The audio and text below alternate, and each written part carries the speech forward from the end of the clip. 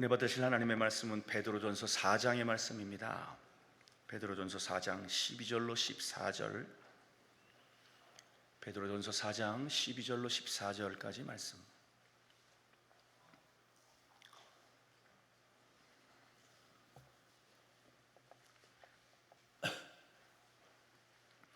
성경을 찾아서 읽으시면 은혜가 더 될 줄 믿습니다. 할렐루야.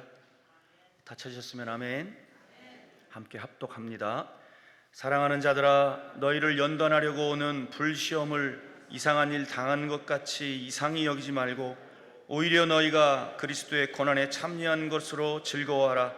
이는 그의 영광을 나타나실 때에 너희로 즐거워하고 기뻐하게 하려 함이라. 너희가 그리스도의 이름으로 치욕을 당하면 복 있는 자로다. 영광의 영 곧 하나님의 영이 너희 위에 계심이라. 아멘. 서대문구 신촌로에 위치한 아연 성결교회 조원근 목사님이십니다. 오늘 본문을 중심으로 오히려 즐거워하라 라고 하는 제목으로 말씀을 증거하실 때 응답의 시간, 축복의 시간 되시길 주의 이름으로 축복합니다. 우리 목사님 나오실 때 할렐루야라는 앞에 영광의 박수 올려드립니다. 할렐루야. 할렐루야. 감사합니다. 오늘 특별한 날이죠. 추석날인데 추석이 어떠셨습니까? 보도에 의하면 많은 사람들이 해외로 나가서 공항이 몇 년 만에 너무너무 북적인다. 또 제가 이제 기도원에 오려고 지도 맵을 이렇게 보니까 고속도로마다 다 빨간색으로 다 비쳐요. 얼마나 갈 데가 많은지 몰라요. 그러니까 이 추석절을 맞이해서 갈 때도 많고 볼 때도 많고 만날 것도 많고 여러 가지가 많은데 여러분은 추석을 어떠셨나 모르겠습니다. 그런데 가만히 보니까 여러분만큼 성공한 사람이 없을 것 같아요. 생각을 해보세요. 그거 해외 여러 군데 다녀봤지만 피곤하기만 하고 그거 다 별것도 아닙니다. 그래서 이제 근래에서는 해외여행을 못 가본 데가 몇 군데 안 되지만은 해외여행 생각이 되면 EBS에서 하는 테마 세계 여행을 봅니다. 거기 다 나와요.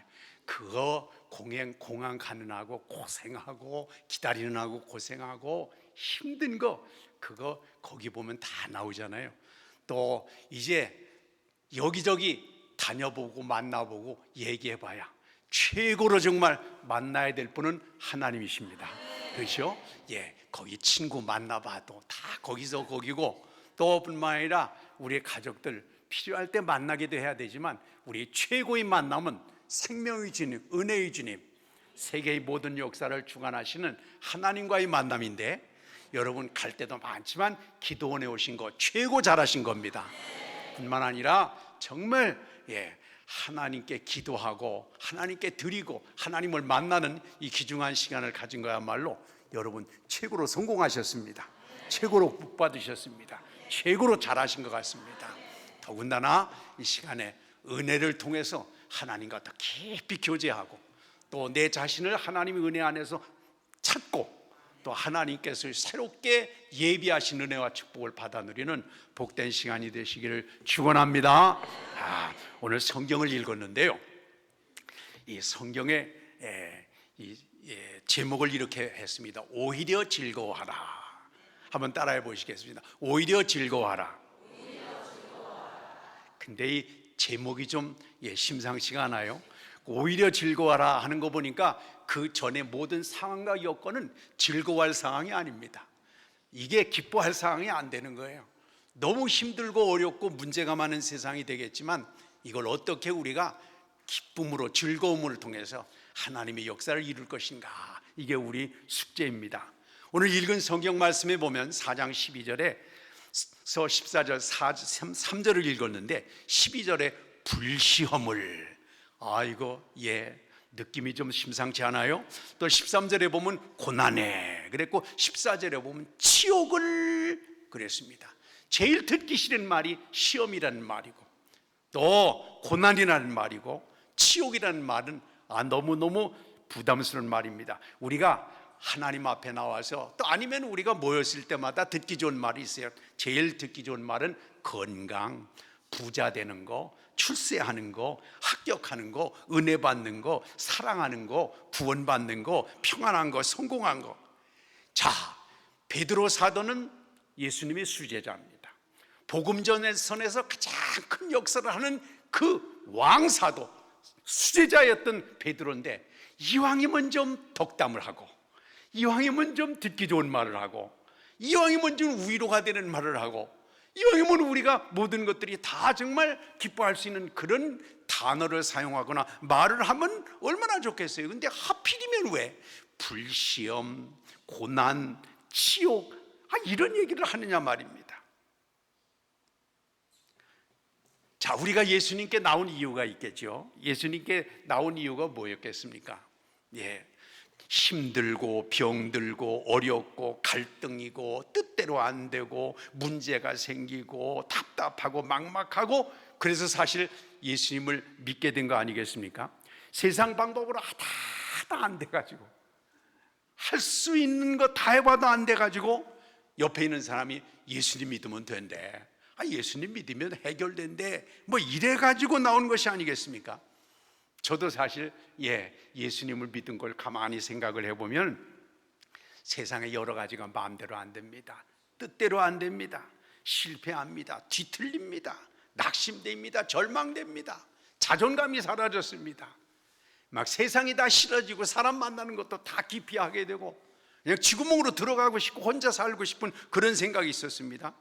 그러다가 주변에 있는 사람이 예수님 믿으면 길이 열려, 예수님 믿으면 하나님께서 새로운 길을 주시오, 그래서 예수님만 믿으면 다 잘 되는 모양이다, 이래가지고 이제 예수님을 믿게 됐는데, 예수님을 믿는데 다 잘 되는 것만은 아니더라고요. 근데 예수님을 믿고 나니까 내 본체를 알게 되고, 하나님께서 우리를 통해서 이루시고자 하는 큰 뜻을 깨닫게 돼서 내가 이제까지 실패작과 같은 인생의 그런 낙심하고 좌절한 것들은 다 그냥 사라지고 새로운 꿈이 생기고 새로운 하나님이 주신 계획들이 보이게 되고 하나님의 역사를 누리게 되고, 그래서 저는 고등학교 때만 해도 예수님을 전혀 믿지 않았습니다. 예수님하고 상관도 없는 삶을 살았습니다. 저희 고향이 충남 예산인데 그 동네에 저희 집 뒤에서 200m 뒤에 교회가 있었는데 교회 갈 생각도 안 했습니다. 근데 그렇게 고난과 역경을 통해서 이제 예수님을 만나게 되니까 이제 세상의 어떤 관심과 그런 모든 것들이 오히려 다 사라져버리고, 그것 때문에 사실 예수님 앞에 가려고 했었는데 그 어렵고 힘들고 실패하고 좌절하고 또 자존심 상하고 한 그런 것들을 해결하려고 예수님을 찾아나갔는데 이제 그런 관심은 다 없어지고 주님의 사랑에 퐁당 빠져가지고 하나님께서 우리에게 주신 은혜의 길을 걸어가게 돼서 제가 이제 목사가 돼가지고 오늘까지 이렇게 살아오게 되었습니다. 자, 생각을 해보세요. 너무 인생이 힘들어서 또 고통스럽고 좌절돼서 위로나 받을까 생각하고 덕담이나 들을까 하고 생각하고, 그렇게 이제 고통 가운데 있는 사람들에게 그래도 왕사도인 수제자 베드로 사도니까 막 격려하고 또 그냥 인생 성공하는 비법이 이런 거야, 이런 걸 알려줄 하는데도 불구하고 베드로 사도는 그런 얘기를 다 젖혀놓고 대뜸 연단, 불시험, 치욕, 고난 이런 것들을 말을 합니다. 사실 이 베드로전서를 쓴 이 베드로 그 상황을 보면 이 베드로전서를 베드로 사도가 쓴 게 한 기원 후 64, 5년경이다 이렇게 일반적으로 알고 있습니다.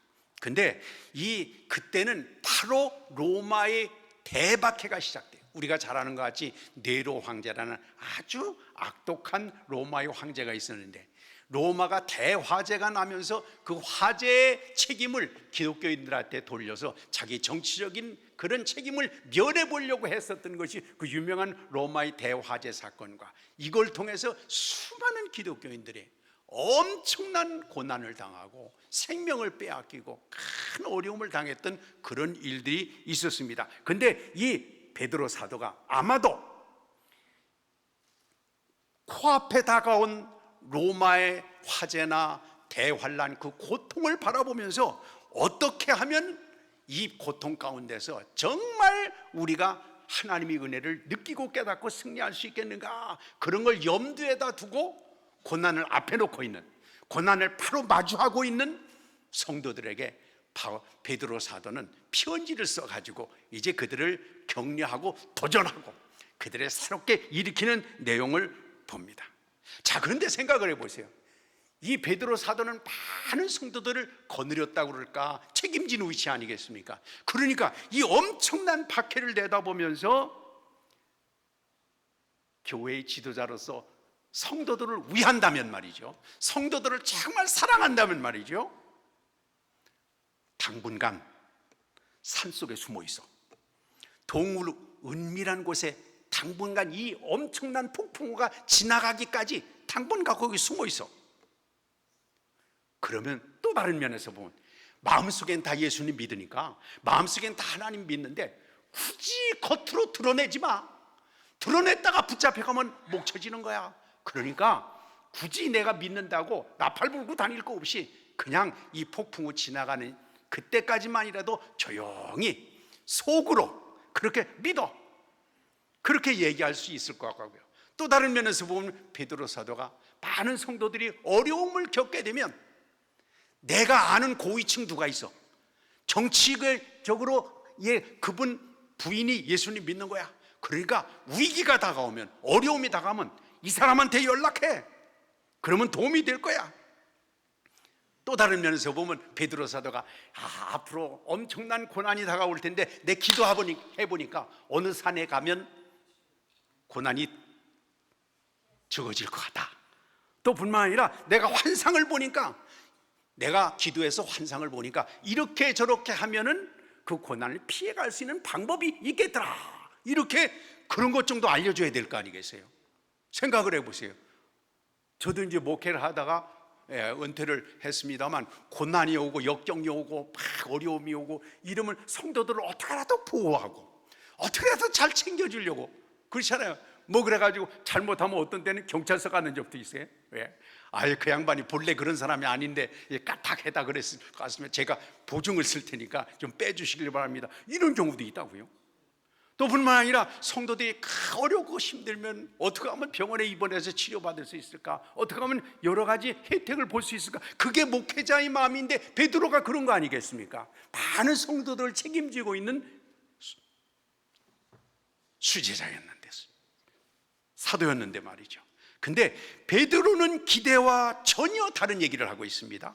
혹독한 박해를 앞에 두고 있는 성도들에게 숨고 피하고 이걸 그냥 건너뛸 수 있는 비결을 가르쳐 주기는커녕 12절에 이렇게 해서 오히려 이랬습니다. 오히려 불시험을 이상하게 생각하지 말아라. 불시험을 피해가려고 생각하지 말아라. 불시험이 왜 나한테 왔나 이렇게 생각하면서 의구심을 가지고 낙심하고 좌절하고 이래서는 안 된다는 겁니다. 그대로 당하라는 뜻이 아니겠어요? 아유, 정말 도움이 안 되네요. 그렇죠? 도움이 안 돼요. 예. 마침내 14절에 가서 보면 이렇게 얘기합니다. 13절에 가서 보면 고난에 참여하는 것으로 기뻐하라. 우리는 대개 기도 제목이 뭐가 있어요? 주여 이 고난을 없애주옵소서. 주여 고난이 한 길로 왔다가 몇 길로 빠져나가요? 7길로 빠져나가겠어요. 이거 우리 기도 제목 아니겠어요? 근데 이 베드로 사도는 고난에 참여하는 것을 기뻐하라. 14절에서 보면 치욕을 당하면 오히려 복이 있느니라. 이거 정말 혹 때려왔다가 어떻게 됐어요? 혹을 붙인 격이 되고 말았습니다. 오늘 읽지는 못했지만 16절 뒤에 가서 보면 그리스도인으로 고난을 받으면 부끄러워하지 말고 오히려 도리어 그 이름으로 하나님께 영광을 돌리라 그랬습니다. 고난당할 때 세상 사람들은 원수 방법, 그냥 나를 괴롭히는 사람 왼수 갚는 방법이든가 아니면 빠져나갈 길을 찾을 텐데, 이 베드로 사도는 오히려 즐거워하라, 도리어 하나님께 영광을 돌려라. 이게 도대체 뭐겠습니까? 우리는 사실 될 수 있으면 쉽고 편하고 빠르고 부담 없이 살기를 원합니다. 하나님 앞에 나와서 신앙생활을 해 나가는 것도 교회에서 어떤 뭐 건축을 한다든가 무슨 프로젝트를 한다든가 무하면 늘 그런 생각을 하십니다. 저거 하면 내가 뭘 부담해야 되지? 저거 하면 내가 얼마나 내야 되지?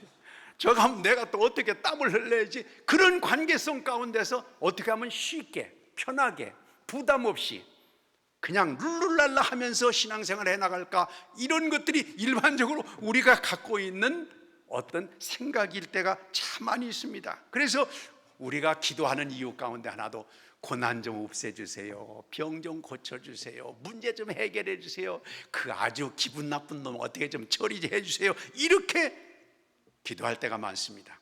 근데요, 사실 우리가 너무 아프면은 진통제를 찾게 됩니다. 근데요, 진통제가 잠깐 동안의 고통은 지나갈 수 있게 할 수 있지 모르지만 근본적인 치료는 안 됩니다. 진통제를 먹지 않고 내 아픔이 어디서 오는가를 찾아야 돼요. 그래야 그 아픔을 근본적으로 치료해야 우리 삶이 건강해지고 축복을 누리게 되는 거지. 아픈 것만 그냥 어떻게 눌러보려고, 아픈 것만 견디려고 해가지고는 그의 삶에 도움이 전혀 되는 것이 아닙니다. 그런데 주님께서 우리에게 도리어 영광을 돌리고 오히려 즐거워하라는 것은 주님은 우리에게 땜질해 주기를 원하시지 않습니다. 지금 이 위기만 넘어가는 것을 원하시지 않습니다. 이 위기를 치료하고 이 위기를 해결하고 이걸 통해서 오히려 전화위복의 하나님의 큰 역사를 경험할 수 있도록 이렇게 해주시는 것이 주님의 은혜이기 때문입니다. 여기서 중요한 말씀은 불시험은 사람을 죽이려고 시험하는 것이 아니라는 게 중요합니다, 여러분. 그래서 고린도전서 10장 13절에 보면 이렇게 말했습니다. 사람이 감당할 시험 밖에는 너희가 당한 것이 없다. 우리는 시험을 당하면 이러다 죽는 거구나, 이러나 우리 완전히 망하는구나, 우리는 완전히 깨진 거야, 없어진 거야, 이렇게 시험을 당하거나 고난을 당하거나 어려움이 있으면 아주 극한적인 가운데까지 생각을 할 때가 있지만 오늘 성경이 얘기합니다. 너에게 당하는, 예수 믿는 믿음의 사람들에게 있어서 당한 시련과 연단과 고통과 문제는 죽이려는 게 아니라는 거예요. 죽이려는 것이 아니라는 것입니다. 그래서 12절에 보면 너희를 연단하려고 오는 불시험, 그래요, 감당치 못할 시험 당하는 건 하나님이 허락하지 않으십니다. 마지막 하나님께서 뒤에 빼끌어온다가 되십니다. 그래서 우리 어떤 문제든지 간에 해결해 나갈 수 있도록 하나님께서 은혜를 주십니다.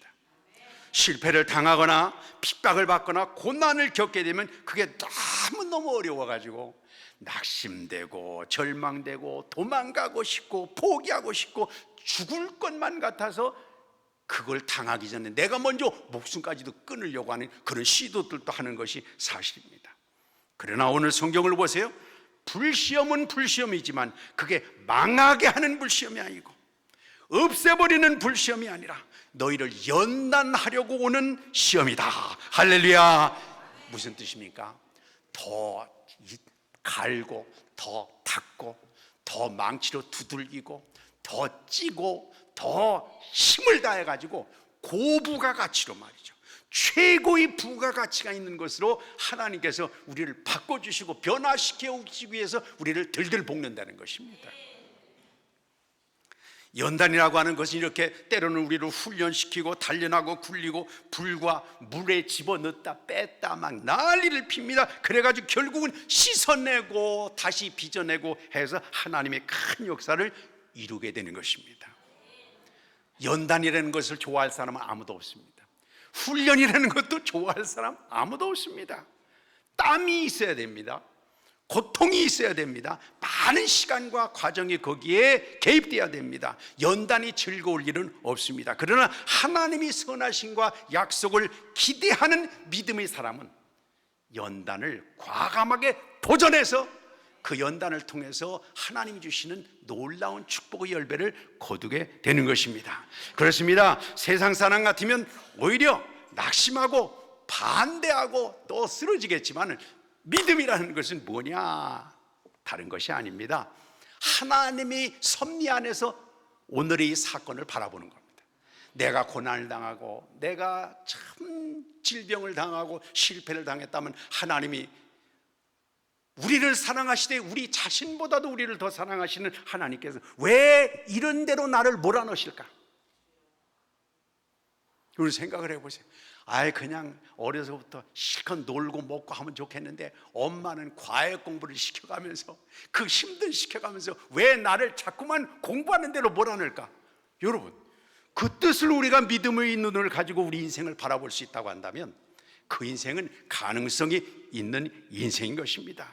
그렇습니다. 여기에 도리어 즐거워라고 하는 것은 믿음으로 반응하라 그런 뜻입니다. 우리가 뭘 하든지 간에 감정으로 반응합니다. 저도 제일 아주 나쁜 습관 가운데 하나가 욱하는 겁니다. 이게 그래요. 욱해가지고 나중에 후회 안 한 적이 없습니다. 오히려 즐거워라는 것은 오늘의 상황과 현실을 감정으로 바라보지 말고 우리 눈앞에 있는 그런 느낌으로만 바라보지 말고 욱하는 걸로 판단하지 말고 하나님의 약속의 말씀의 시각으로 바라봐라. 하나님께서 우리를 사랑하시되 끝까지 사랑하시는 그 놀라운 은혜의 삶으로 바라봐라, 그런 뜻입니다. 어떤 사람이 그런 연구를 했대요. 폭풍우가 확 몰아친대요. 바람이 얼마나 센지 몰라요? 그 엄청난 폭풍우가 바람이 확 몰아치는데 닭이란 놈하고 독수리란 놈을 비교하게 됐대요. 닭은요 그냥 폭풍우가 오고 비가 쏟아지고 막 바람이 불고 난리 피면 그냥 닭은 구석으로 훅 가서 숨는데 이 독수리라는 놈은 말이죠, 그 바람이 막 훅 몰아치면 날개를 쫙 펴고 그 바람을 타고 하늘로 확 올라간다는 거예요.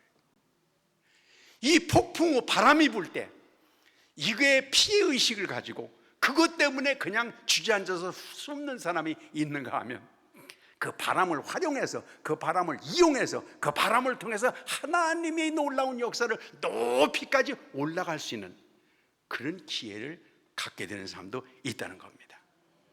생각해 보세요. 많은 사람들이 병역을 기피해 가지고 문제가 됩니다.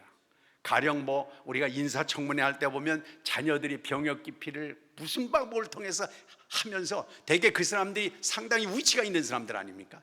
자기가 가지고 있는 위치, 자기가 가지고 있는 백그라운드를 통해서 자녀를 병역 기피하는 대로 몰아넣어 가지고 야, 권력이 좋긴 좋은 거요, 돈이 좋긴 좋은 거요, 우리 아들 이번에 그냥 뺐어. 얼마나 그때는 신바람 났겠어요? 근데 나중에 청문회 할 때 보니까 자식놈들 때문에 거꾸러지는 경우가 상당히 많이 있습니다.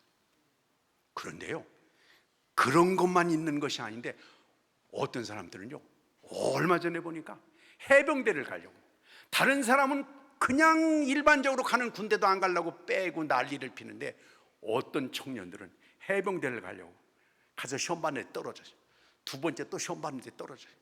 그래서 실수까지 해가지고 7번 시험 봐가지고 해병대 들어가는데, 이야, 여러분 기백이 살아있잖아요. 나 아니란 인생 싫다, 이 험한 인생 가운데 내 인생을 한번 테스트해보고 내 인생을 다시 리모델링하고 내 인생의 가치관을 다시 세워보겠다 그래가지고 극한 상황에 자기 자신을 몰아넣으면서 자기 자신을 만들게 하는 사람, 저는 대한민국이요, 다른 것도 그렇지만은 다른 나라보다도 이게 국민 징집제를 통해서 많은 젊은이들이 그 극한 상황에 있는 군대까지 가서 정말 고통 가운데 자기 자신을 만들어간 그런 경력이 인생을 살아가는데 얼마나 도움이 되는지가 모릅니다. 연단 뒤에 오게 될 인생의 새로운 모습을 믿음의 눈을 통해서 바라볼 수 있고 꿈과 비전을 통해서 그려볼 수 있는 사람만이 연단으로 뛰어드는 것입니다. 그런 사람은 어떤 도전이 있다고 하더라도 무너지지 않습니다. 그러나 사실 여기 불시험이라고 하는 말을 쓴 것처럼 겁나고 고통스럽고 감당하기 어려운 사건이나 질병이나 실패를 통해서 연단의 과정이 이루어집니다. 너나 할 것 없이 이렇게 실패하고 왕따 당하고 애들이 학교 가서 다른 친구들한테 얻어맞기도 하고 고통 가운데 사업에 문제가 생기면 그래요. 난 옆에 있는 김지사보다도 더 충성했는데 왜 김지사는 쌩쌩하게 잘 나가는데 도대체 나는 왜 이렇게 어려움일까? 왜 이렇게 나는 고통 가운데 있는 것일까? 그런 생각을 가질 때가 많이 있습니다. 난 옆에 있는 사람보다는 죄도 안 짓고 열심히 11조하고 열심히 주일 지키고 최선을 다했는데 왜 우리 일은 이렇게 안 풀리는 거야 도대체 말이죠. 기분이 상하고 불평이 나오고 원망이 나오고 그럽니다. 그런데 오늘 12절에 이렇게 말씀했습니다. 이상한 일 당하는 걸로 생각하지 말라는 겁니다. 이게 꼭 뭐 내가 잘못했거나 내가 부족했거나 내가 문제가 있거나 이렇게 생각을 하지를 말라는 겁니다. 이상할 것 없다는 겁니다. 왜냐하면 하나님께서 우리를 시험 보는 대로 밀어넣으려고 하는 것은 시험에 합격해야 승진을 할 거 아니겠어요? 여러분 직장 생활에서 어떤 사람은 그랬어요. 순경에서 시작해가지고 막 총경, 치안감 무슨 뭐 그런 데까지 올라간 사람이 있습니다. 보통 사람들이 다 아이고 힘들고 그냥 가만히 있어 그냥 순경 생활하면 되겠어 이래가지고 그냥 수십 년 동안에 같은 자리에 있는데도 불구하고 이 사람은 꿈을 가지고 내가 시험을 봐야 돼. 시험 보려면 남이 잠잘 때 공부해야 됩니다. 남이 놀러 다닐 때 머리를 싸매고 공부해야 됩니다. 자기 자신을 시험에 집어넣는 거예요. 왜요? 거기에 합격해야 승진하고 미래가 있고 그 앞길이 나가는 것이기 때문에 그렇습니다. 그렇습니다. 나는 왜 이렇게 시험에 많이 들까? 나는 왜 이렇게 많은 도전과 역경 안에서 이렇게 힘든 인생을 걸어갈까? 여러분, 하나님께서 여러분을 지금 시험장으로 몰아넣는 겁니다. 왜요? 우리를 승진시켜 주려고. 우리는 하나님께서 새로운 역사를 만들어 가려고 하나님께서 그렇게 하시는 겁니다. 무시무시한 불시험을 얘기하면서 오늘 성경 읽었죠? 불시험을 얘기하는데 그 앞에다 뭐냐? 사랑하는 자들아 이랬어요. 불시험은요 사랑하지 않는 사람한테는 안 주는 겁니다. 사랑하기 때문에 내가 뭔가 기대감을 갖고 있기 때문에 뭔가 내가 하나님께서 우리를 통해서 쓰시고자 하는 일을 하려고 하시기 때문에 그렇습니다. 다시 말하면 사랑하는 사람에게 사랑하기 때문에 하나님은 연단을 주신다는 것입니다. 보통 고난과 아픔과 실수를 당하면 생각하기를 하나님이 나를 버리셨구나 하면서 사랑을 의심하고 낙심하는 경우가 대다수입니다. 그런데 성경은 사랑하는 자들아 부르고는 승진시켜 주려고 시험 보게 하시려고 지금 너 승진 시험장에 너를 내가 밀어넣는 거니까 이상하게 생각하지를 말라는 것입니다. 저도 이제 시골에서 참 아주 좀 그랬어요. 어렸을 때 잘하는데 공부를 열심히 하려고 그랬는데 열심히 했죠. 그랬는데 우리 친구들은 다 중학교 갔는데 여기다가 이렇게 모자 쓰고 호구하고 가방 가지고 중학교 갔는데 저는 중학교를 못 갔죠. 집이 너무 어려워. 제가 이제 7남매 장남인데 동생들이 줄줄이 사탕인데 겨우 왜 그때 그렇게 어려웠는지 몰라요. 입에다가 풀칠할 정도밖에 안 되니까 중학교 간다는 것은 생각을 하지 못하다가 이제 그냥 놀고 몇 년 이제 쉬다가 이제 남의 집 머슴에 가가지고 1년 동안 살으면 한 1년 정도 머슴 살으면 쌀 한 서너 가마 주고 그렇게 한 5, 6년 해가지고 한 30가마쯤 쌀을 모으면 논을 서너 마지기 사고 이렇게 해가지고 이제 산다. 이게 이제 생각이었습니다. 그런데 이제 저희 집에서 한 상당히 먼 데에 서울에서 대학을 졸업한 분들이 와서 학생들 가르치는 거 이런 거 있잖아요. 그런 걸 한다고 해서 학교는 중학교는 못 들어가지만 거기라도 한번 가봐야 되겠다. 그래서 공부를 했는데 어떻게 해가지고 검정고시에 합격을 했습니다. 그래가지고 또 고등학교는 또 서울로 와가지고 중학교도 못 갔는데 무슨 서울로 고등학교를 가느냐. 근데 그 선생님이 얘기해줘서 가정교사 자리를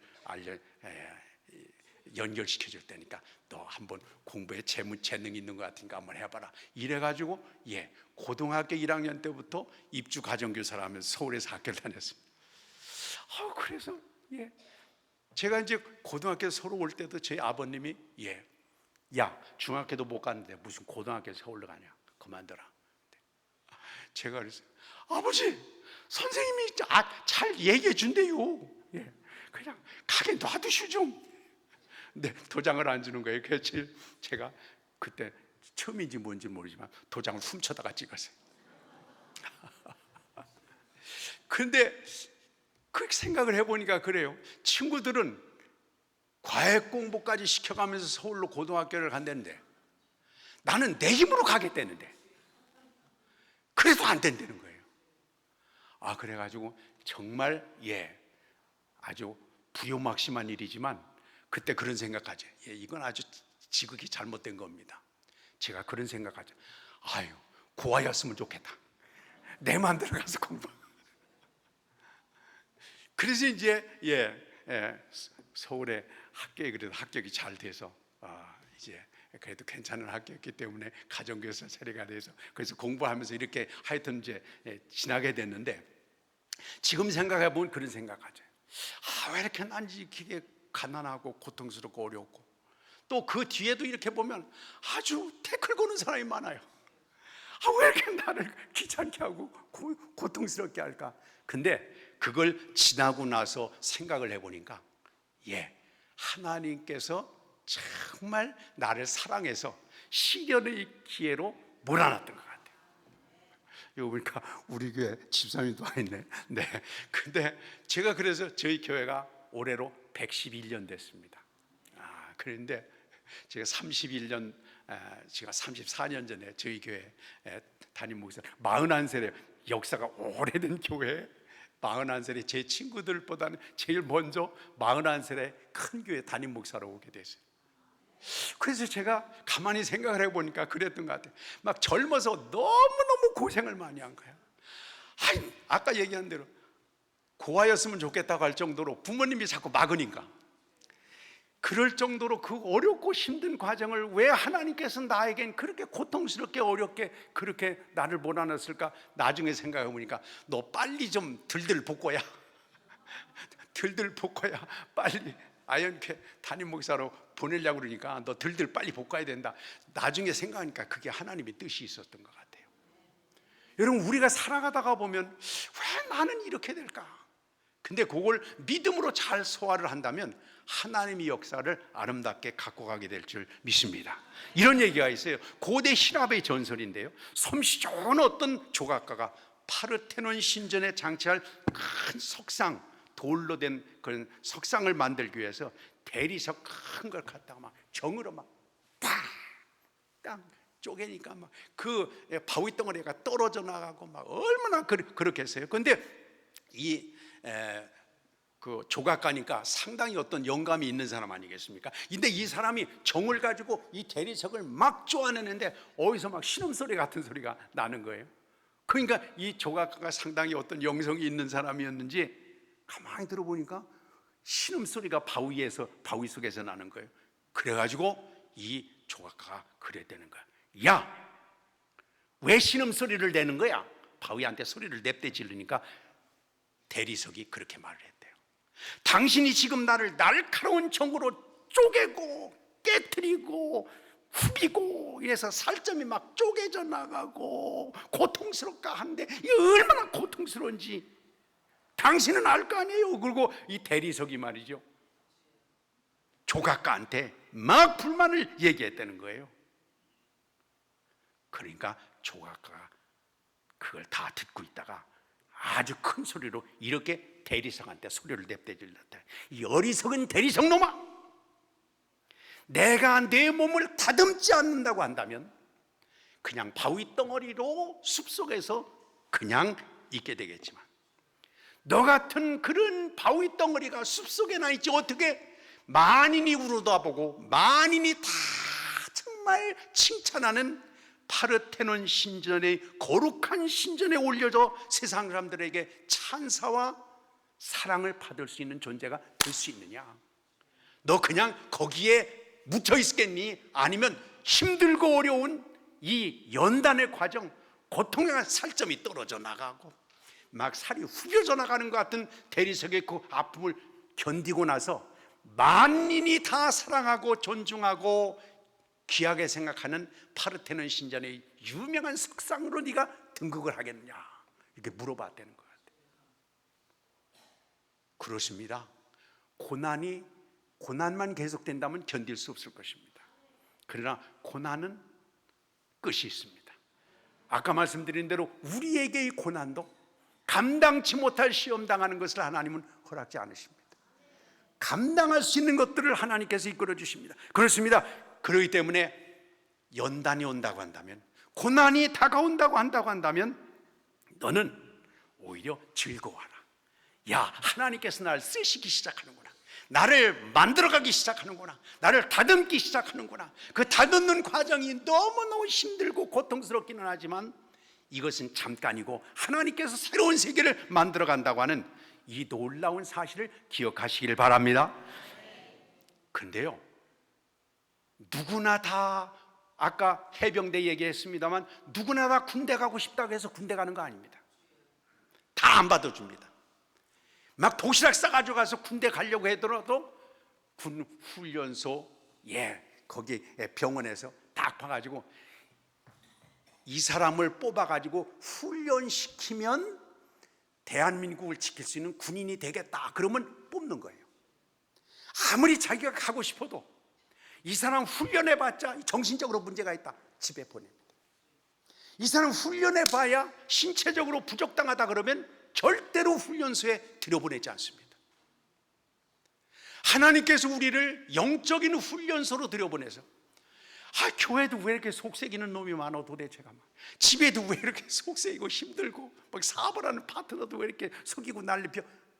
어쩌면 우리를 하나님께서 훈련소, 우리를 사랑하시되 우리가 우리를 사랑하는 것보다 더 사랑하시는 하나님께서, 예수님께서 우리를 시련의 훈련소로 집어넣는다고 한다면 기억하셔야 될 건요, 여러분은 가능성을 하나님께서 보신 겁니다. 할렐루야. 그렇습니다. 이거 훈련시켜봐야 쓸모없다 그러면 아예 훈련을 시킬 필요조차 없는 겁니다. 하나님께서 우리에게 뭔가 아픔과 고통을 통해서라도 그걸 주신다고 한다면 이건 하나님께서 나를 쓸모있게 보셨구나, 나를 위해서 뭔가 준비한 게 있구나, 이런 생각을 하시기를 바랍니다. 군대, 아까 군대 얘기가 나왔으니까 남자들은 군대 얘기 빼놓으면 할 말이 없어요. 근데 이제 제가 군대를 31살에 늦게 갔어요. 군대를 늦게 갔는데, 보통 군대 가는데 한 4주 훈련을 받습니다. 4주 훈련. 근데 저는 군대 가가지고 16주 훈련을 받아요. 나이는 31살에 가는데 너무너무 힘들어. 이거 그냥 둘까, 그냥 주저앉을까, 그냥 그만둘까. 너무너무 힘들었어요. 여러분, 4주 훈련 받고 싶어요? 16주 훈련 받고 싶어요? 그럴 것 같아요. 도대체 왜 이러는 거예요? 이거 왜 이렇게 힘들어서 그냥 못해 먹겠네 지금. 끝나가 같아. 그래서 막 선착순 달리라는데, 나 이번 안 되면 나 그냥 주저앉을 거야 막. 근데 3번 한 게 너무 아까워가지고 마지막 또 안 받았거든. 그러다가 16주를 지났는데 저는 그런 생각을 해봤어요. 4주 훈련 끝나니까 작대기 하나 달아줘요. 저는 16주 훈련 받으니까 밥풀 2개 달아줘요. 밥풀 2개 달았다니까요. 여러분, 4주 훈련 받고 작대기 하나 달고 그냥 군생활 하고 싶어요? 조금 더 힘들고 어렵지만은 16주 훈련 받고 밥풀 2개 달고 싶어요? 여자분들은 무슨 얘기인지 모를 것 같아요. 그럼요. 밥풀 2개는 중의입니다. 근데 그래요, 우리가 뭔가 왜 남보다 이렇게 심한 훈련을 받는가? 제가 군종 목사로 갔거든요. 군종 목사가 가서 이제 중의하고 대위로 달고 이제 합니다. 저는 이제 조금 늦게 갔기 때문에 중의로 하고, 또 우리 친구들 대위로 한꺼번에 그냥 인관한 사람도 있는데, 어쨌거나 말이죠. 훈련을 오래 받는다고 하는 거는, 더 진하게 받는다고 하는 거는, 더 힘들게 받는다고 하는 거는, 받을 때는 짜증스럽고 힘들고 도망가고 싶고 막 피하고 싶지만은 받고 나서는 이래서 이게 훈련이 오래됐구나, 이래서 하나님께서 나를 연단하시는 시간이 이렇게 길어졌구나, 왜 하나님께서 나를, 다른 사람은 편하게 대충 때워도 문제가 없는데 나는 시콜콜하면서 이렇게 고통 가운데 정말 힘들게 했구나 하는 것들을 끝나고 나서야 알 수 있는 것입니다. 제 아내가요, 필라테스라는 운동이 있더라고요. 저 얘기만 들었습니다. 근데 필라테스 운동을 여자분들이 가서 하는데 다 그런데요. 그걸 운동을 하면서 아이고, 허리 부러지겠네, 허리 나가겠네, 아이고 피땀이. 그래서 저희 아내가 그랬대. 왜 비싼 돈 내고 그렇게 고생이야? 근데 그 고생하고 힘든 그 운동을 하고 난 뒤에 장기간에 걸쳐서 몸이 가벼워지고 몸에 잘 균형이 잡혀지고 힘든 것들을 보상하고도 남기 때문에 돈 내고 그 고생을 아직 하죠.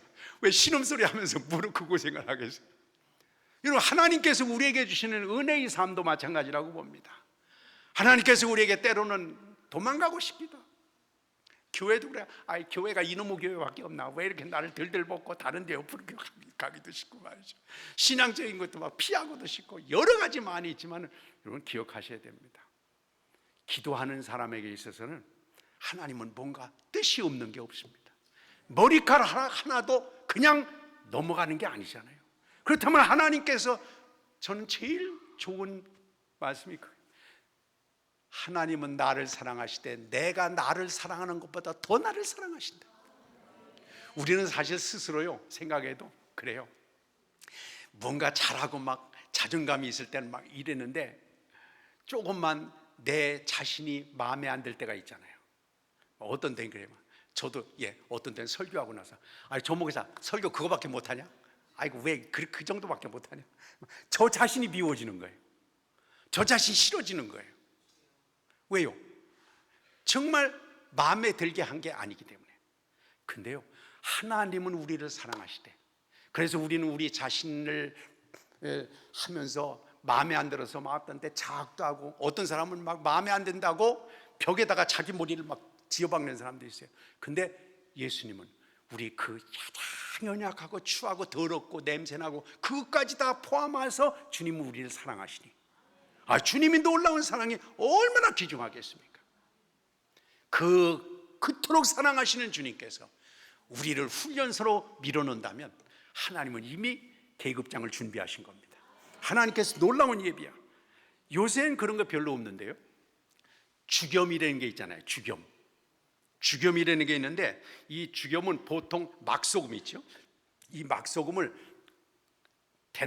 굵은 대나무입니다. 그 굵은 대나무에 막성을 꽉 끼워 넣어 가지고 마구리를 막고, 이걸 그냥 고열로 되는 데라 집어넣어 가지고 꼭 무슨 도자기를 굽듯이 말이죠.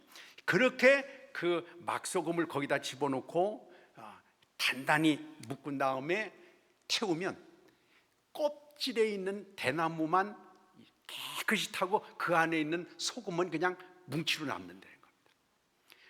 하얗게 남는 소금을 갖다가 다시 팍 찌인 다음에 가루로 만들어가지고 또 다른 대나무 통에다가 또 집어넣고 꼭 막고, 이걸 고열로 해가지고, 근데 보통 그렇게 해서 이제 9번 정도 찌면은, 구우면은 주겸이 된다는 거예요.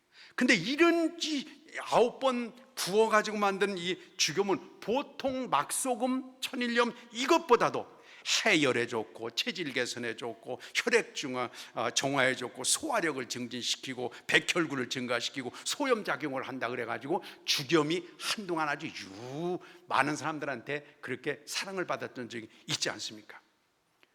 보통 소금은 1kg에 요새 얼마쯤 하나요?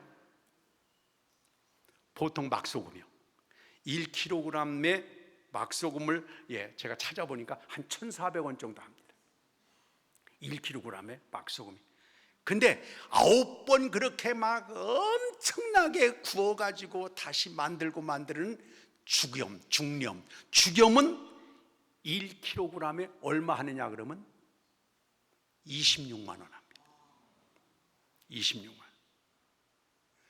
우리가 그 일반 막소금을 갖다가 9번 구우려니까 그게 보통 일이 아닙니다, 사실. 그렇게 엄청난 고생을 해가지고 주겸을 만들어서 고가로 파는데, 근데 전 그런 생각을 해봤어요. 아까 대리석이 말을 했다고 그러는데, 이 막소금이 불똥 입고 오는데 들어가면서 이거 숯가마라 좋구나 이렇게 하겠어요? 아마 그 막소금이 생각할 때 그렇게 이 인간 이놈들이 말이야 우리를 이렇게 불구덩이 속에다 집어넣었다가 막 이것도 한 번도 아니고 9번 집어넣는데 이 인간이라는 게 이게 정말 근데 그 막소금이 죽염이 됐다고 부가가치를 높여줘서 고맙습니다 이러겠어요? 아닐 것 같습니다. 소금으로서는 죽을 맛이지요. 아마 우리 인간하고 아마 둘이 이렇게 붙여놨다면 인간을 그냥 때려잡았을 겁니다. 우리를 이렇게 하느냐고. 그러면서 저는 그런 생각을 해봤습니다. 우리 인생도 이런 연단과 많은 불시험을 통해서 죽염처럼 고부가 가치가 있는 인생으로 바꿀 것인가? 아니면 뜨거운 거 싫고 9번이나 들어갔다 나왔다 시간 걸리는 거 싫고 고통스러운 거 싫어서 그냥 막소금으로 살아갈 것인가요? 여러분 인생은 어떤 걸로 살아가고 싶습니까? 오늘 성경은 그렇게 얘기합니다. 막소금으로 사는 것보다 잠깐 동안 얼마 동안은 힘들지만 영원한 그 나라를 위해서 내가 너를 죽염으로 새롭게 만들 테니까 연단이 오면 불시험이 오면 도리어 기뻐하라 오히려 즐거워하라. 할렐루야. 그렇습니다. 하나님께서 우리에게 주신 놀라운 은혜의 삶은 하나님이 우리를 어떤 마음의 자세를 가지고 하나님이 주신 시련을 부딪혀 나가느냐에 따라서 그 인생이 사뭇 달라집니다. 베드로를 보세요. 사탄 짓을 한다는 모욕적인 꾸지람을 들으면서 베드로 사도가 혼쭐이 나게 됐습니다. 예수님을 3번 부인하고 나서는 막 내가 몇 시간 전에만 해도 죽을지언정 뭐 예수님 모른다고 안 한다고 큰 소리 쳤다가 나도 모르게 엉격결되니까 이게 정신이 헷갈려가지고 저주하고 맹세하면서까지 예수님을 부인하고 나서 나중에 닭울음소리에 정신이 번쩍 들고 나서는 얼마나 그랬겠어요. 난 인간도 아니야. 나는 이제 이게 도대체가 사람이 아니지 내가. 그러면서 얼마나 자책감과 죽을 맛이 됐겠어요. 갈라디아서 2장에 보면요, 이 베드로 사도가 또 무할례자인 사람들 이방인들과 밥을 함께 먹고 있는데, 본래 유대인은 이방인과 밥 먹으면 안 되거든요. 근데 그 뒤에 바울 사도가 들어오니까 아주 베드로 사도가 이방인과 밥 안 먹으면 쫙 그냥 바로 쫙 하고 있었습니다. 그래가지고 바울 사도한테 아주 혼쭐이 나는데 여기 갈라디아서 2장에 보면 나옵니다. 베드로도 참 죽을 맛 같은 고통과 어려움의 시간들을 경험을 한 거예요. 그러면서 베드로는 그래요. 나도 그걸 경험하고 나서 교만이 깨졌다. 나도 그걸 경험하고 나서 내가 그래도 뭔가 괜찮은 존재같이 생각했다가 그 시련과 연단과 불시험을 통해서 나의 실체를 보게 되었다. 그래서 나는 날마다 정말 이 고통과 어려움 가운데 부딪히게 된 것에 대해서 도리어 즐거워하게 됐다. 도리어 하나님께 영광을 돌리게 됐다. 이게 베드로 사도의 고백이었습니다. 내가 그런 것을 당하지 않았다고 한다면 껍데기만 내가 괜찮은 것 같이, 외모만 모든 사람들이 칭찬해 주니까 뭐 수제자라고 해서 되는 것 같이 생각을 했는데, 그런 일들을 경험하고 난 다음에 내 실체를 알게 되고 내 정체를 파악하게 되고, 그러므로 내가 하나님 앞에 겸손하게 설 수밖에 없다고 하는 걸 느끼게 됐으니, 나는 앞으로도 정말 바울 사도가 얘기했듯이 나는 약할 때 강하다. 오히려 내가 연약하고 부족할 때 하나님 앞에 감사하고 찬양할 수 있는 그런 길을 베드로 사도가 갖게 되었습니다. 여러분, 지금 우리가 저녁이 됐습니다만 이제 낮에도 보면요, 하늘의 별이 엄청나게 많습니다. 낮에. 그러나 이것저것 보이는 것이 많아서 별을 못 봅니다. 근데 이것저것 보이는 것이 다 깜깜한 어둠 속에 들어가면 별이 그때야 빛이 나게 되는 거죠. 우리가 고난을 통해서 알지 못했던 거, 보지 못했던 거, 느끼지 못했던 나의 실체를 바라보게 되는 겁니다. 보세요, 성공한 사람이나 실패하는 사람이나 똑같이 문제에 부딪힌 사람들입니다. 문제에 부딪히지도 않고 그냥 그럭저럭 살아간 사람은 뭐 뜨겁지도 않고 차갑지도 않고 그냥 들어가요. 그런데요, 성공한 사람이나 실패한 사람이나 똑같이 문제에 부딪혔던 사람입니다. 그런데 성공한 사람은 문제에 부딪힐 때마다 그 문제를 믿음의 눈으로 소화해서 하나님께서 나를 시험장으로 보내시는구나, 나를 훈련소로 보내시는 것은 계급장을 준비하셨기 때문이구나 하고 믿음으로 도전한 사람들에게는 하나님께서 성공이라는 딱지를 붙여주시고, 그런데 왜 이렇게 따분하고 고통스럽고 힘들고 그렇게 실패자들은 그런 시각을 갖고 있었던 겁니다. 유명한 설교자 스펄전이 그런 얘기를 했다고 그래요. 많은 사람들이 그들의 굉장한 어려움 때문에 훌륭한 사람들이 되었다. 훌륭한 사람이 된 사람들은요, 그냥 평범하게 살아간 사람들이 아닙니다. 많은 어려움을 딛고 그 어려움을 딛고 이기는 가운데서 속에 숨어 있었던 능력이 나오게 되고 하나님 주신 새로운 비전의 꿈을 갖게 되었던 것을 우리가 볼 수 있습니다. 우리 믿음은 따지고 보면 지금의 나의 형편을 어떤 시각으로 보느냐 하는 게 그 사람 믿음입니다. 그냥 달짝지근한 것만 보는 그런 믿음이라면 그건 어린애 같은 믿음이고요. 또 뿐만 아니라 이 고난과 역경을 통해서도 하나님의 뜻을 읽으려는 성숙된 믿음, 그런 건 믿음의 성숙이라고 얘기할 수 있습니다. 그래서 이 지금이 나의 상황을 어떤 시각으로 바라보느냐가 바로 그 사람이 믿음의 성숙도라고 얘기할 수 있었습니다. 믿음의 용사였던 다윗은요, 사무엘하 22장 26절 7절에서 자기 경험을 토대로 이렇게 말했습니다. 자비한 자에게는 주의 자비하심을 나타내고 완전한 자에게는 완전을 보이시며 깨끗한 자에게는 주의 깨끗하심을 보이시며 사악한 자에게는 주의 거스르심을 보이느니라. 하나님은 한 분이시지만요, 그 열매는 사람에 따라서 다 다릅니다. 여러분, 요새도 가끔 보면 향수에 들어가지고 이 풀빵이라는 게 있습니다. 여러분, 풀빵 있죠? 근데 이 풀빵이요, 풀빵이라는 게 다른 거 아닙니다. 사실 밀가루를 반죽에다가 거기다 약간 거기에 팥을 거기다 넣어가지고 만든 게 풀빵 아니겠습니까? 근데요, 풀빵 중에도 여러 가지가 있어요. 어떤 풀빵은 국화빵이 있고, 또 어떤 풀빵은 붕어빵이 있고, 어떤 풀빵은 잉어빵이 있습니다. 근데 그 재료는 똑같이 다 밀가루 반죽에다가 약간 팥 얹고 있는 겁니다. 근데 왜 어떤 거는 잉어빵이 되고 어떤 거는 왜 붕어빵이 되고 어떤 거는 왜 국화빵이 됩니까? 다른 거 아닙니다. 국화빵 틀에다가 집어넣으면 국화빵이 나오고 붕어빵 틀에다가 부어놓으면 붕어빵이 나오는 겁니다. 오늘 다윗은 그랬습니다. 자비한 그릇을 만들면 내 마음의 그릇을 기도하고 인내하고 하나님 앞에 씨름해서 내 마음에 자비한 마음의 틀을 만들면 하나님께서 자비하심을 나타내고 보여주시고, 사악한 자들 어떤 게 꾸미고 요령 피우고 인간적인 방법을 하고 그런 사람에게는 사악함을 보여주신다. 왜요? 그 빵틀이 사악한 빵틀이는 하나님 똑같이 은혜를 부어주신다. 생각을 해보세요. 가룟 유다가 바로 사악한 자에 속합니다. 저는 너무 생각을 해보세요. 우리 같았으면 예수님 음성을 직접 들은 것도 아닌데 성령의 감동을 따라서 예수님 믿고 구원받고 그냥 이렇게 다른 사람 놀러 다니는데도 기도하고 그러시잖아요. 근데 가룟 유다는 예수님께 직접 들었습니다.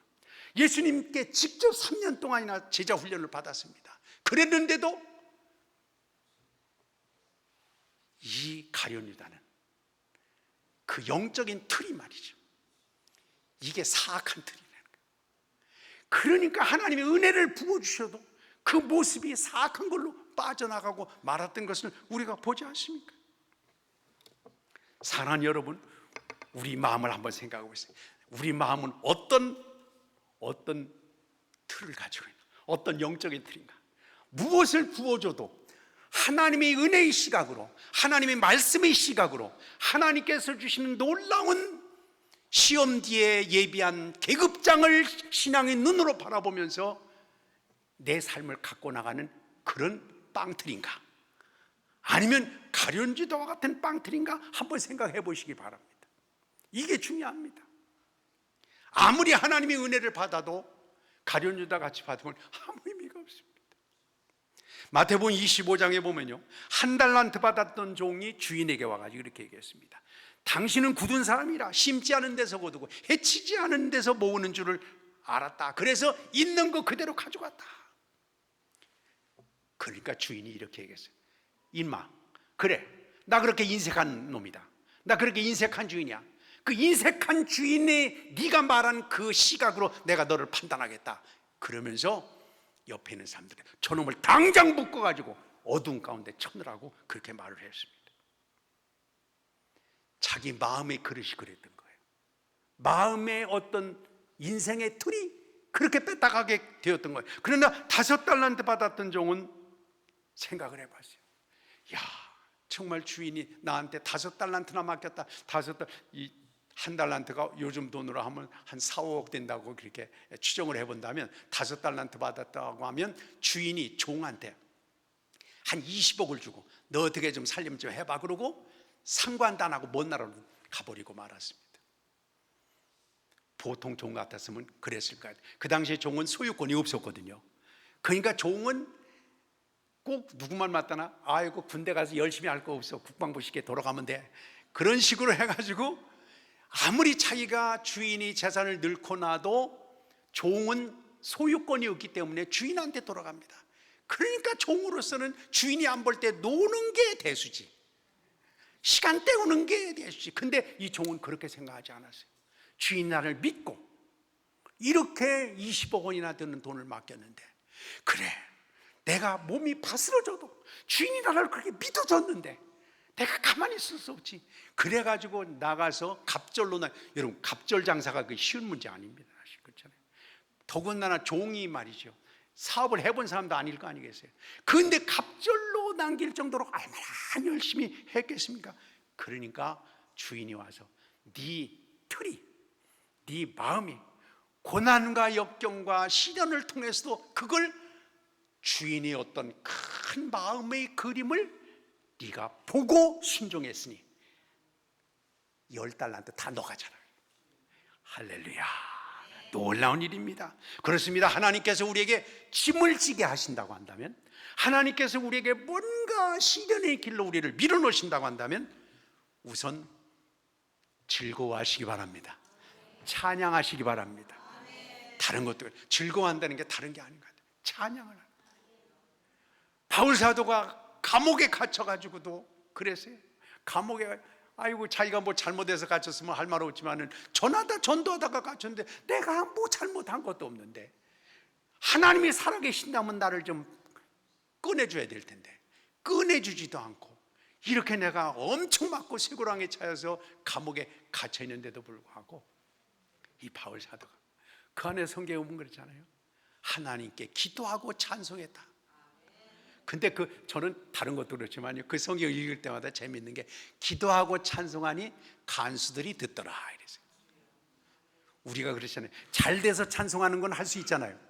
근데 만약에 막 우리가 실패하고 병들고 어려운데 찬송이 나와요, 안 나와요? 안 나와요. 그러면 이래요. 아이고 그래, 내가 이렇게 실패하고도 찬송하면 다른 사람들이 뭐라 그러겠어요? 우리가 웃긴다고 그럴 거 아니겠어? 그러니까 자격지심 때문에 오히려 기도를 해도 그냥 기도 안 하는 척, 눈 뜨고 속으로 기도 하나님 받으시지 뭐 이러고 안 하는 척 할 것 같아요. 근데 바울 사도는요, 다른 사람 듣게 했습니다. 왜요? 그게 신앙의 고백이었습니다. 자기 신앙의 틀이 그런 거였어요. 그러니까 하나님께서 막 지진을 일으켜가지고 그들을 세워주시고 인도해 주지 않았습니까? 사랑하는 여러분, 하나님께서 우리에게 주신 시련과 연단, 그냥 그렇게 저렇게 살아가는 그런 삶을 산다고 한다면 그에게 간증거리도 없을까? 가끔 우리가 그러잖아요. 간증하는 사람들이 있죠. 간증하는 사람들이 와가지고 여러분 나는 정말 금수저로 태어나가지고 얼렁뚱땅 하다가 잘 살게 됐습니다. 할렐루야 이러면 할렐루야가 나와요, 안 나와요? 안 나와요. 막 죽을 맛은 막 죽을 둥 살둥 모르고 병원에 가서 치료 안 된다고 해서 끝장났다 그러고 그냥 거의 다 죽었다가 살아나고 이렇게 해야 나와가지고 하나님이 살아계십니다 그러면 진짜 살아계신가 보다. 이렇게 우리가 그런 사람을 하나님 쓰시잖아요. 우리는 거기까지 간다는 건 별로 환영할 일이 못 됩니다. 그런다 하더라도 우리가 소소한 삶의 현장에서 하나님께서 우리에게 고통 가운데 몰아낼 때 그걸 믿음으로 소화하게 되시기를 바랍니다. 13절에도 보면 그리스도의 고난에 참여하는 것을 얘기하고 있습니다. 예수님은 고난에 참여할 이유가 하나도 없는 분이었습니다. 뻔뻔스럽고 가증스럽고 적반하장인 죄인들을 살리려고 의로우신 예수님이 죽어주셨습니다. 저는 가끔 그런, 많이는 없었습니다만 뭐 교회든지 어디든지 이렇게 하다가 보면 막 억울한 일을 당할 때가 많이 있어요. 또 어떤 때는 정당한 대우를 못 받는 경우가 있어요. 내가 이렇게 받을 상황이 아닌데, 이런 대접을 받을 상황이 아닌데, 내가 열심히 하고 충성하고 섬기고 이런 걸로 봐서는 이런 대접을 받을 상황이 아닌데 왜 나를 이렇게 대접하나, 막 그렇게 서운할 때가 있었는데, 성경을 읽으면서 그런 생각을 해봤어요. 여러분, 예수님이 이 세상에서 하시면서 정당한 대접을 받으셨을까요? 정말 그렇잖아요. 하나님께서 만드신 모든 인간들, 그들을 죄에서 죽음에서 구원하려고 이 땅에 찾아오셨는데도 불구하고 예수님 정당한 대우받은 거 한 번도 없었습니다. 예수님을 무시하고 막 예수님 따귀를 때리고, 그러니까 예수님이 그냥 훅만 부르면 다 날아갈 존재들인데도 불구하고 주님은 그 정당한 대우 받지 못하는 것에 대해서 불평하지 않았어요. 재판도 한번 보세요. 우리는 재판하고 막 교회에서도 그런 것 같아요. 교회에서 재판하다 안 되면 막 사회법으로 가서 재판하고 막 여기서 재판하고 난리 피고 난리. 근데 여러분, 예수님이 정당한 재판을 받으셨을까요? 증인을 세우고 뭔가 죄악 재료 이런 거 해가지고 정당한 재판을 예수님이 빌라도 앞에서 받으셨나요? 아닙니다. 빌라도가 3번씩이나 예수님 죄 없다고 하면서도 그냥 죽이고 말았습니다. 저는 그런 생각을 해봤어요. 야, 예수님도 대우받지 못했는데 조 목사 뭐 너 대우받으려고 그래? 야, 너 임마 예수님보다 더 대우받으려고 그러면 너 나쁜 놈이지. 그러시오? 아니에요. 예수님도 재판을 그냥 억울하게 받으셨는데, 예수님도 억울하게 받으신 재판인데 나는 억울해서 못 참겠다 가서 나는 억울함 풀어야 되겠다 그러면 너 임마 예수님보다 더 잘난 거냐? 그래서 요새는요 그런 생각, 이만큼 대접받는 것도 황송한 거다. 너무 대접 못 받는다고 그럴 필요가 없다. 예수님도 그런 대접을 받았는데 말이죠. 그래서 여기 그리스도의 고난에 참여하는 것으로 즐거워하라, 기뻐하라. 왜냐하면 하늘에서 상이 금이니라. 그렇습니다. 우리가 상을 받아도요, 이 땅에서 상 받아가지고 얼마 안 되면 끝납니다. 그렇죠? 저도 가만히 생각을 해보니까 야, 시간이 얼마나 그렇게 빨리 가는지 모르겠어요. 올해도 정말 송구영신 예배 드린 게 엊그제 같은데 지금 몇 월 달이에요? 9월. 3달 있으면 벌써 지나갑니다. 사람들도 다 지나갑니다. 저도 가만히 생각, 저도 이제 몇 달 있으면 75이 되는데 어떻게 이렇게 나이를 먹었을까? 괜히 금방 지나가는 이 세상, 이거 금방 지나갑니다. 영원한 세상에서 주님께서 주시는 영광이 그 나라가 임할 때 영원히 축복받고 상을 받는 복된 삶이 되시기를 바랍니다. 그렇습니다. 예수님께서는 죽기까지 복종하셨는데 주님이 고난당하신 것은 3일 동안이었습니다. 그 다음에 하나님께서 예수님을 3일 그 시련과 연단, 그 아픔과 고통, 그거를 주님께서 깨끗이 해결하고 3일 만에 부활해서 모든 무릎을 예수님 앞에 꿇게 하셨느니라. 그렇습니다. 하나님은 우리를 째째한 곳에서 상만 받다가 끝날 존재가 아니라 하나님께서 영원한 그 나라에, 오늘 성경에 있잖아요, 영광의 그 시간에, 그렇죠? 그의 영광을 나타내실 때 너희에게 기쁨이 되기를 원하신다. 그런 주님의 놀라운 역사가 있습니다. 14절에도 보면요, 그리스도 이름으로 치욕을 당하면 하나님의 영이 그 위에 계신다. 누가복음 6장 26절에는 그랬습니다. 모든 사람이 너희를 칭찬하면 화가 있도다. 예수님 믿는 사람은요, 세상에서 칭찬받기 어렵습니다. 교회가 어떻다고 막 그렇게 얘기를 하지만요, 예수님 믿는 칭찬받기, 성경에 보세요. 예수님이 누구한테 칭찬받았습니까? 예수님은 생명이고 진리고 빛이시기 때문에 이 세상은 다 굽어져 있어요. 죄악에 횡행합니다. 사탄이 우는 사자와 같이 난리를 핍니다. 그렇기 때문에 예수님이 가서 빛을 비치면 어둠이 드러나니까 바리새인들은 싫어했습니다. 예수님께서 하신 모든 말씀이 진리 말씀인데 바리새인들은 은근슬쩍 종교 활동만 하면서 자기 이권을 챙기는 사람은 예수님 보면 불안했습니다. 권력자들도 예수님 보면 그냥 부담스러웠습니다. 예수님 믿는 사람이 이 세상에서 환영받지 못합니다. 왜냐하면 예수님이 예할 것은 예하고 아니할 것은 아니하고 라고 했습니다. 세상이 예수님 믿는 사람들을 인정할 때는 한 가지입니다. 어느 때일까요? 구제금 갖다 줄 때, 복지 같은 거 가서 받아줄 때만 고맙지, 정말 진리 생명의 말씀을 전하면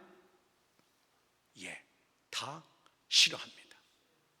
교회 안에서도요, 열심히 믿으려고 하는 사람들이 칭찬을 받고 또 그냥 부러움을 삼니까 시기 대상이 됩니까?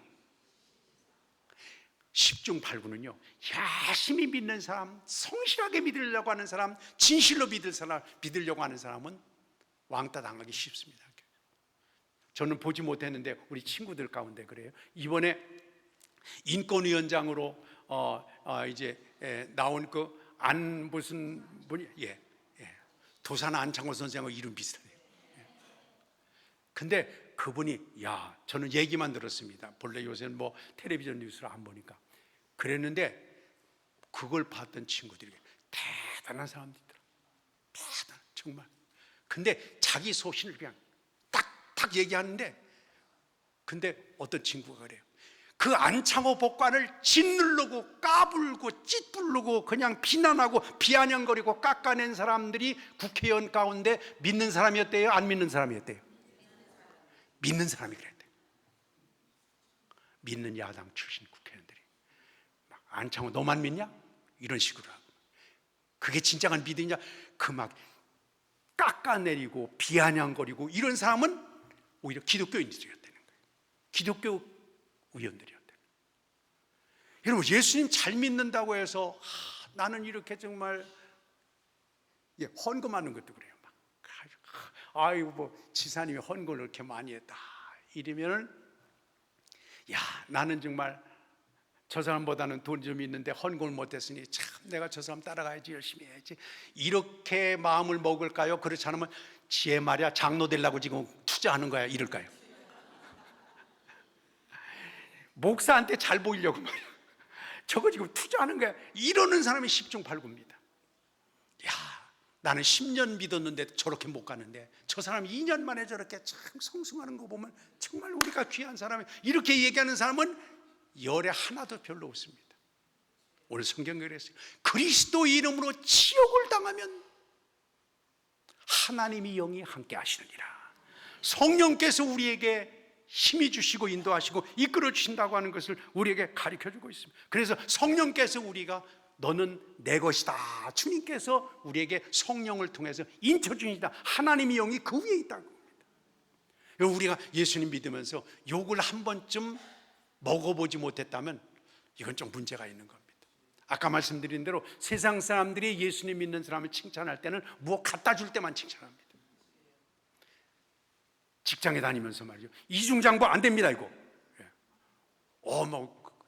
그냥 슬쩍 좀 손에다 집어넣고 같이 먹자 이러면 그건 안 됩니다, 불의해, 그럼 안 됩니다 이랬다가는 쫓겨납니다.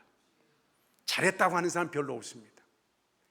우리가 예수 그리스도를 믿는 그리스도 여기는 것 같이 그리스도 이름으로 치욕을 당하면 하나님의 영이 그 위에 계셔서 영혼을 통해서 이기게 주시느니라. 이게 하나님께서 우리에게 주신 약속인 것입니다. 사도행전 7장에도 보면 저는 스데반 집사님을 보면서 그래요. 막 복음을 통해서 헌신하다가 사람들이 미움을 받았습니다. 그래서 돌에 맞아 죽어갔는데 저는 그거 생각하면 너무너무 끔찍해요. 여러분, 돌에 맞아 죽는 게 돌에 하나 맞아가지고 그냥 죽겠습니까? 돌에 막 여기 맞고 저기 맞고 막 눈알이 튀어나오고 여기 기가 막 떨어져 나가고 막 심장에 파열되고 막 이러면서 그 돌무더기 가운데 죽어갈 거 아니겠습니까? 근데 우리가 삶을 살아가면서도 제일 원하는 것 가운데 하나가 9988 뭐예요? 234. 그러니까 뭐가 문제냐면 천국 가는 건 이유 없어요 다. 근데 문제가 뭐냐면 천국 가는데 고개 넘어가는 게 더 힘든 거예요. 그러니까 하나님 오래 아프지 않게, 많이 아프지 않게, 그게 우리 소원 아니겠어요? 그렇죠? 하나님 많이 아프지 않게 천국 가게 해주세요. 그래야 저도 고생들하고 자손들도 고생들하고. 근데 이 스데반 집사님이 돌에 맞아 죽는 게 그게 금방 죽는 게 아닙니다. 근데도 놀라운 것은요, 성경에 보니까 그 끔찍하고 생각만 해도 끔찍한 죽음이지만 성경에 보면 스데반 집사님이 잠자는 것 같이 갔다 그랬어요. 잠자는 것 같이. 무슨 얘기일까요? 하나님이, 그러니까 그리스도의 이름으로 지옥을 당하면 하나님의 영이 그 위에 임한다. 그러니까 이 스데반 집사님이 그 고난 가운데서도 하나님 향해 간절한 마음을 들이니까 신령한 하늘의 세계가 열렸다고 나오잖아요. 하늘의 신령한 세계가 보이니까 그 놀라운 은혜로 충만하게 되니까 아픔이 아픔으로 느껴지질 않는 거예요. 우리도 그렇잖아요. 어떤 때는요, 너무너무 뜨거운 여름에도 어떤 땐 이상한 느낌이 들어오면 소름이 쫙 끼치잖아요. 이게 감정, 느낌이라고 하는 게 전혀 다를 수 있습니다. 우리가 그냥 감각적으로 느끼는 거 이상으로 하나님의 은혜에 젖으면 아픔이 안 되는 거예요. 그러니까 그 돌에 맞아 죽는 그런 것도 하나님의 영이 그 위에 임하시니 오히려 그 끔찍한 죽음을 당하면서도 스데반 집사님 뭐라고 그랬어요? 주여 이 죄를 저들에게 돌리지 마옵소서. 우리 같았으면 그래요. 저놈들 말이야, 죄 없는 나를 이렇게 찍어 죽이니까 벼락을 쳐 주시옵소서 그랬을지 몰라. 근데 이 스데반 집사님, 저들에게 죄를 돌리지 마시길 바랍니다. 왜요? 째째한 인간들하고 싸울 값어치가 없는 거. 왜요? 하늘의 영광이 보이니까. 하나님의 영이 그의 신령한 눈을 열어 하나님의 영광을 보이니 째째한 인간들, 죄를 범하면서도 알지도 못하는 이 인간들하고는 싸울 필요가 없는 거예요. 그러니 하늘의 은혜로 충만하게 세상을 넉넉히 이기게 되는 것입니다. 그렇습니다. 그 지옥을 믿음으로 받아들이고 하나님의 역사로 받아들이면 하나님께서 그리스도 영이 그 위에 오늘 14절과 같이 임함으로 말미암아 새로운 길이 열리고 어려움도 오히려 그걸 통해서 하나님의 능력의 역사를 경험하고 하나님의 은총을 누리는 복된 기회가 될 줄 믿습니다. 사랑하는 여러분, 우리는 어쩌면 어려운 고난, 아픔, 문제 때문에 다른 사람 다 놀러 가는데 여기에 왔는지도 모릅니다. 그러나 하나님께서 우리에게 왜 이런 시험장에 몰아넣었을까? 왜 이런 오랜 시간의 아픔과 고통에 신음하게 만들었을까? 시험이 끝나면, 훈련기 끝나면 계급장을 하나님이 준비하시는 것입니다. 하나님께서 더군다나 우리를 막소금으로 살지 아니하고 주겸으로 살도록 하나님께서 만드시고, 그냥 묻혀있는 대리석이 아니라 파르테논 신전의 모든 사람들이 우러러보고 사랑받을 수 있는 놀라운 조각상과 같은 작품으로 하나님께서 우리를 만드시기 위해서 하나님께서 우리에게 아픔도 주시고 고통도 주시고 어려움도 주시는데, 이걸 인내하면서 찬양하면서 기도하면서 우리 삶을 하나님께서 기뻐 받으신 작품으로 만들어가는 우리 모두가 되시기를 축원합니다. 기도하시겠습니다. 오늘 말씀을 생각하면서 하나님, 연약하고 부족해서 그동안에는 왜 나한테만 이런 일이 있었는가, 원망도 되고 불평도 되고 짜증도 되고 그랬습니다. 주여, 오늘 이 말씀을 통해서 신령한 눈을 열어주신 주님, 이제는 하나님이 예비하신 상급을 믿음 있는 눈으로 바라보면서 오히려 시험장에 보낸 거, 훈련장에 보낸 거, 아무나 못 오는 시험장에 왔는데 주여 즐거워하고 도리어 하나님께 영광을 돌리는 믿음으로 작품적인 인생을 만들어가게 주시옵소서. 오늘 말씀을 생각하면서 주여 3번 강한 제로 부르고 하나님 앞에 기도하겠습니다. 주여!